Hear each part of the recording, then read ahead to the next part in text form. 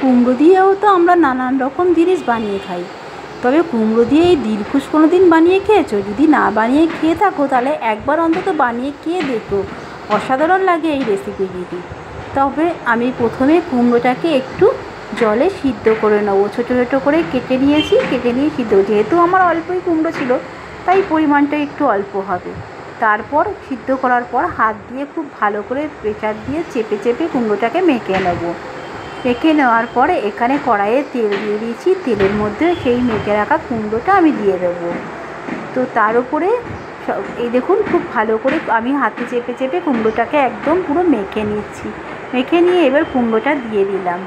এবার একটুখানি এর ভিতরে দিয়ে দেবো সামান্য একটুখানি নুন, দিয়ে দেবো একটু লঙ্কার গুঁড়ো, আর দিয়ে দেবো ছাতু। দিয়ে এবার এটাকে খুব ভালো করে নেড়ে চেড়ে একটা ডো তৈরি করব। তো খুব ভালো করে নেড়ে চেড়ে একটু শুকিয়ে নিলাম, নিয়ে একটা ডো তৈরি করে দিলাম। সেই ডোটাকে একটুখানি হাতের সাহায্যে একটু তেল ব্রাশ করে তার উপরে এইটা কুমড়োটাকে দিয়ে আমি চেপটা করে রেখে দেবো। এইবারে এখান থেকে ছোট ছোট করে কেটে আমি বরফির আকারে একটা তৈরি করব, ঠিক যেরকম দিলখুশ। তো দিলখুশের মতন এরকম ছোটো ছোটো করে কতটা কি দেখাতে পারি জানি না, এরকমভাবে আমি বানিয়ে নেব। তো শেপটা তোমরা যে কোনো দিতে পারো। তারপরে যেই কড়াইয়ে তেল দিয়ে দিলাম, তেলটা গরম হতেই আমি এইগুলোকে সব ডিপ ফ্রাই করে তুলে নেব।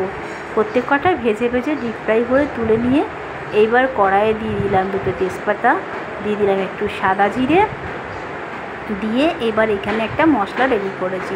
তার মধ্যে কাঁচা লঙ্কা বাটা, জিরে, হলুদটা পরে দিচ্ছি, জিরে, ধনে, কাঁচা লঙ্কা, আদা একটা পেস্ট তৈরি করে নিয়ে এসে তারপরে দিয়ে দিলাম হলুদ গুঁড়ো, লঙ্কার গুঁড়ো আর স্বাদ অনুযায়ী নুন, দিয়ে মশলাটাকে খুব ভালো করে একটু কষিয়ে নিলাম। তার সাথে একটু জল দিয়ে দিচ্ছি ওই তো। আর এখানে দিয়ে দিলাম একটু বাদাম, আমি ভিজিয়ে রেখেছিলাম কাঁচা বাদাম, সেই কাঁচা বাদাম বাটা। তো বাটাটা কাঁচা বাদামটা দিতেই হবে।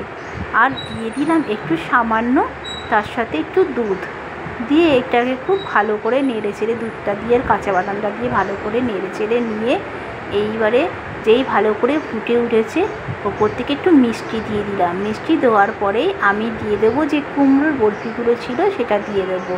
তো আমার এটা প্রায় রেডি হয়ে গেছে। তারপরে নামানোর আগে একটু গরম মশলা ছড়িয়ে দিয়ে নামিয়ে দিলেই আমার রেডি হয়ে যাবে কুমড়োর দিলখুশ। একবার অন্তত বানিয়ে খেয়ে দেখো।